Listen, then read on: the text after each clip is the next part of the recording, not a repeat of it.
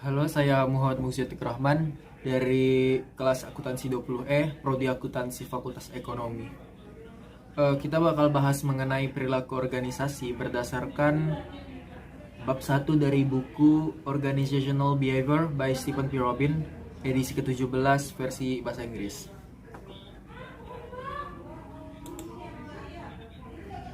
The importance of interpersonal skill. Apa sih pentingnya skill interpersonal? Interpersonal adalah suatu hal yang berkaitan dengan hubungan dan relasi antara manusia satu dengan yang lainnya. Nah, bagi seorang manajer, interpersonal skill atau keterampilan interpersonal sangatlah krusial dalam membangun suasana kerja yang nyaman. Di era sekarang, kemampuan teknis bukanlah segalanya, melainkan kita lebih cenderung untuk meningkatkan soft skill kita dalam berbicara, public speaking, dan lain-lain. Interpersonal masuk dalam hal itu.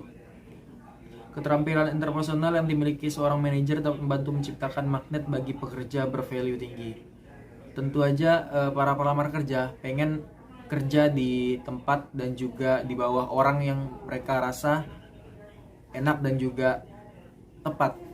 Kita nggak pengen sembarang kerja di bawah orang yang nggak kompeten ataupun yang lain.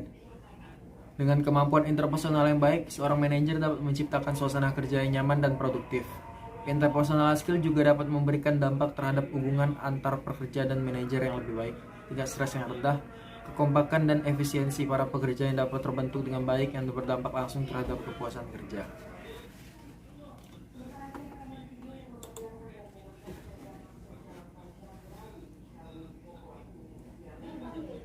Selanjutnya ada manajemen and organizational behavior, manajemen dan perilaku organisasi. Apa sih keterkaitannya antara dua hal tersebut? Jadi seorang manajer adalah orang yang mencapai tujuan melalui orang lain. Itu definisi umumnya. Nah, berdasarkan survei yang dilakukan oleh suatu lembaga, 58% manajer tidak pernah mendapatkan pelatihan dan 25% tak siap memimpin orang lain saat di posisi. Berdasarkan hasil survei tadi, dapat kita simpulkan kalau banyak organisasi memilih orang yang salah untuk menempati posisi tersebut. Banyak yang kurang terlatih dan kurang siap. Nah, organizational behavior atau perilaku organisasi membantu kita untuk melatih untuk mencapai kesiapan tersebut. Dimulai dengan memahami tugas-tugas pokok dari seorang manajer, yaitu planning, organizing, leading, and controlling.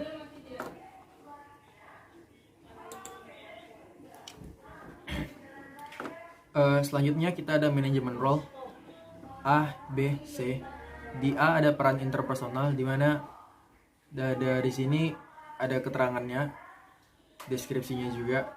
Jadi yang pertama itu ada figurehead, symbolic head, required to perform a number of routine duty of legal or social nature.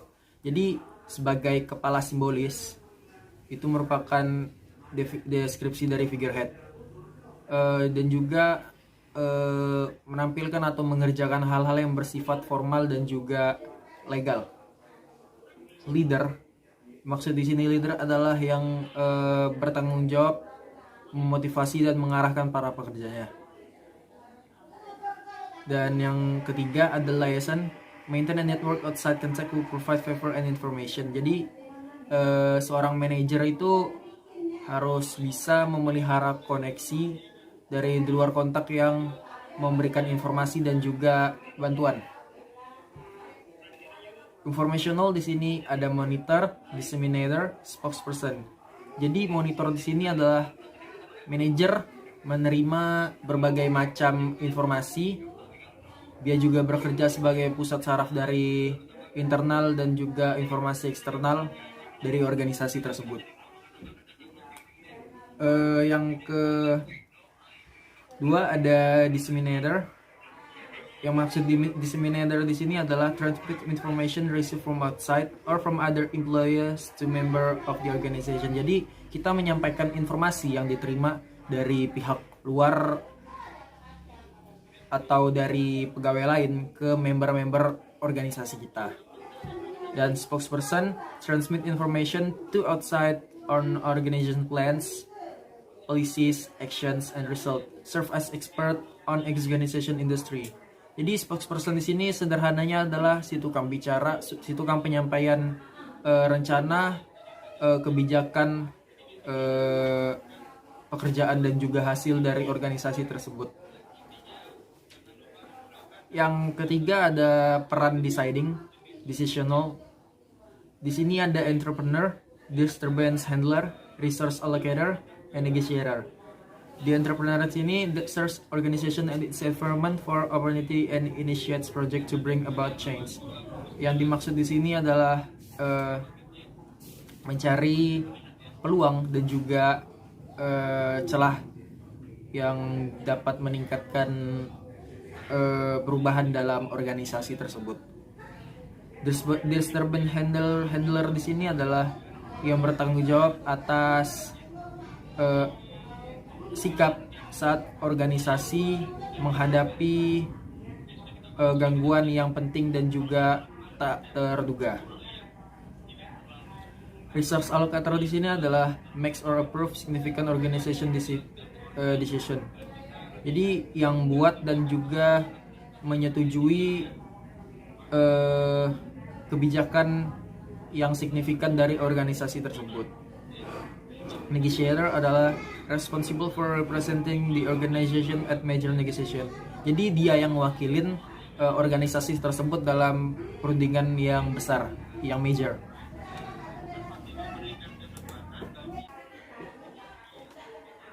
Selanjutnya ada effective versus successful manager activity. Jadi manajer efektif dengan manajer sukses, aktivitasnya yang bagus yang mana sih?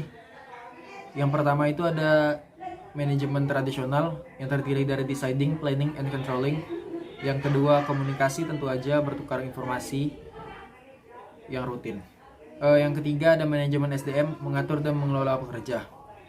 Yang keempat ada jaringan, sosialisasi, politik, dan hubungan eksternal. Nah, berdasarkan di samping ini udah ada diagram ya. Udah ada judulnya allocation of activity by time. Jadi di sini alokasi aktivitasnya berdasarkan waktu oleh para manajer yang dapat digolongkan menjadi 3 kategori. Yang pertama average manager. Di sini kita bisa lihat kalau communication mengambil peran yang lumayan besar, tapi nggak sebesar yang lain. Udah itu ada traditional management yang mengambil mayoritas dari waktunya, dan disusul dengan human resource management dan juga networking. Sedangkan successful manager di sini networking hampir mengambil setengah dari waktu mereka, dimana artinya mereka lebih fokus buat ngebangun jaringan buat pihak internal dengan eksternal. 28% mereka fokus ke communication dan hanya 11% di human resource management dan juga traditional management di 13%. Nah, selanjutnya ada effective manager. Di sini effective manager ini lebih mengedepankan communication yang memakai 44% waktu mereka. Networking mereka hanya 11%, traditional management mereka 19% dan human resource management kita 26%. Dapat disimpulkan di sini kalau effective manager ini lebih bekerja di dalam tim mereka, lebih mengedepankan kualitas dari tim mereka dibandingkan dengan successful manager atau average manager.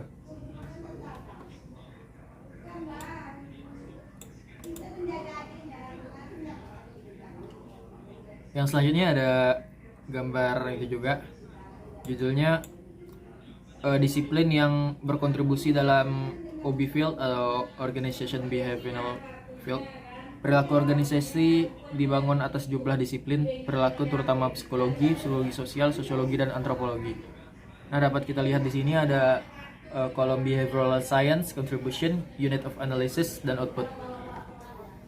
Dapat kita mulai dari psikologi. Di sini kontribusinya ada learning, motivation, personality, emotion, perception, training, leadership effectiveness, job satisfaction, individual decision making, performance appraisal, edit measurement, employee section, work design, work stress.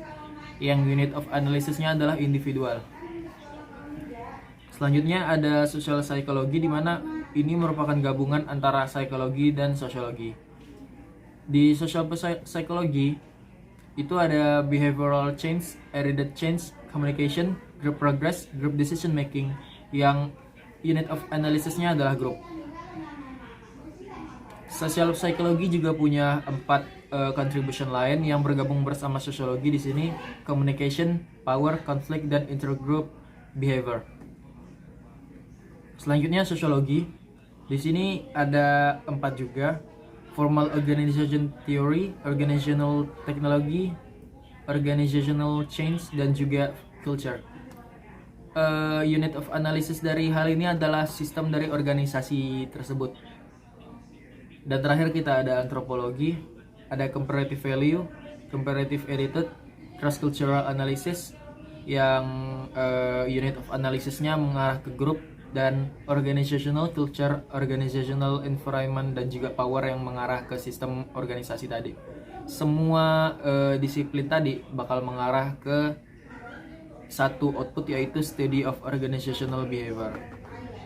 Semua itu bakal dipelajarin dalam studi OB ini, organizational behavior ini, perilaku organisasi.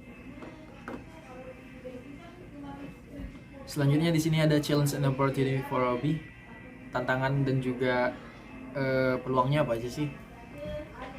Yang pertama di sini ada merespon tekanan ekonomi.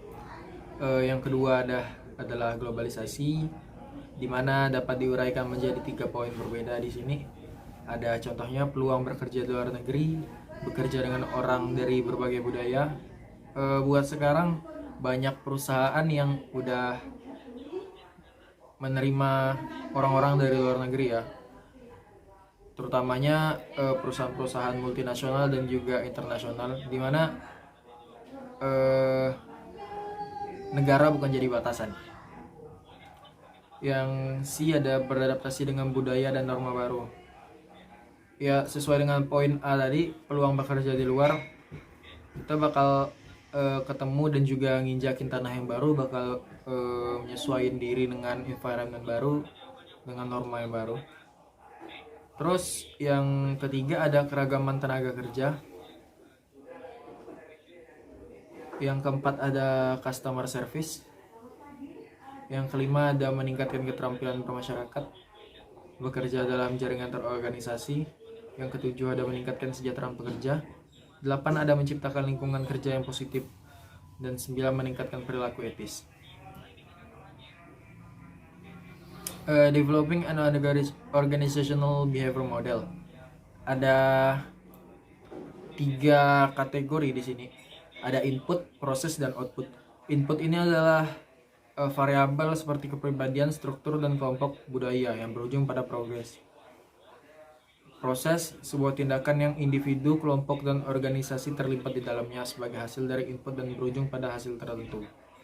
Output, variabel yang Anda inginkan Anda jelaskan atau prediksi yang dipengaruhi variabel lainnya.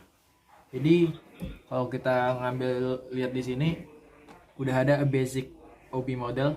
Di sini ada input, progress, outcome. Kita ngambil yang individual level. Ada diversity, perbedaan, personality, dan juga value, nilai. Jadi 3 hal tersebut bakal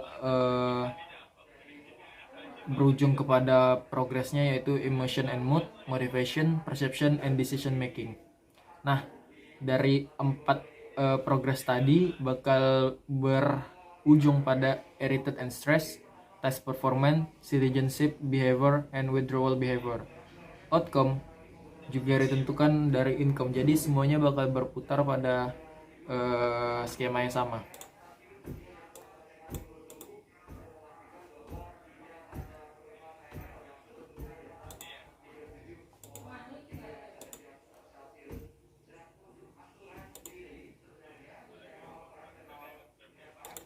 In